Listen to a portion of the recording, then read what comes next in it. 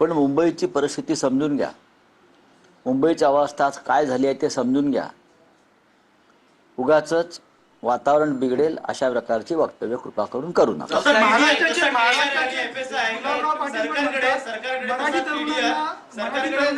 काम करण्याची वृत्तीच नाहीये. बिहारी कोण म्हणताय? गुलाबराव पाटील महाराष्ट्राचे मंत्री देखील म्हणतात बिहारी लोक इथे येऊन पोट भरतात. काम करण्याची वृत्ती नाही. बघा, हे जे मंत्री आहेत हे नकली शिवसेनेचे मंत्री आहेत, त्याच्यामुळे ते अशी भाषा वापरणार.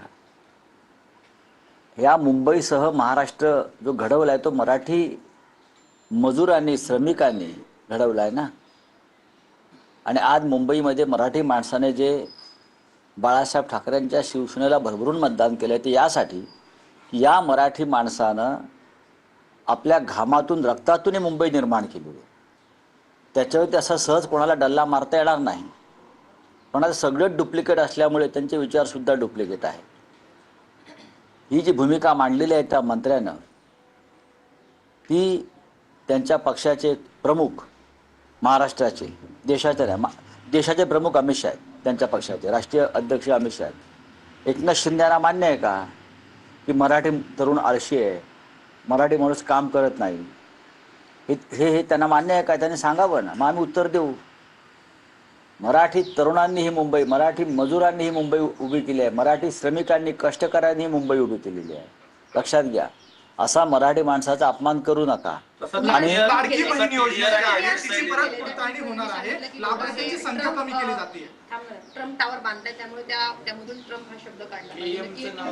नाही, महाराष्ट्राचे एक मंत्री आहेत मंगल प्रभात लोढा, त्यांच्याशी दावोसला जाऊन त्यांच्या कंपनीशी मुख्यमंत्री देवेंद्र फडणवीस यांनी एक MOU सही केलेला आहे, व्यापार करार केलेला आहे. त्यांचं असं म्हणणं आहे की जे मुंबईतलं प्रख्यात केम रुग्णालय आहे परळचं, ते KM म्हणूनच वर्षानुवर्ष ओळखलं जातं. त्याच्यामध्ये किंग एडवर्ड हा शब्द काढावा. चांगलं आहे, त्यांची भूमिका जी आहे ही प्रखर राष्ट्रवादाची भूमिका आहे, कारण ते ब्रिटिश साम्राज्यशाहीचं प्रतीक वाटतंय त्यांना. आमची अशी मागणी आहे, हे मिस्टर लोढा जे आहेत हे या जगातले सगळ्यात मोठे बिल्डर आहेत, प्रेसिडेंट ट्रम्पप्रमाणे. आणि ते प्रेसिडेंट ट्रम्पचे पार्टनर आहेत, व्यावसायिक पार्टनर आहेत प्रेसिडेंट ट्रम्पचे. ज्या ट्रम्पने आमच्यावर टेरिफ लादला आहे, जो ट्रम्प आम्हाला धमक्या देतो, त्या ट्रम्पचे पार्टनर हे लोढा आहे.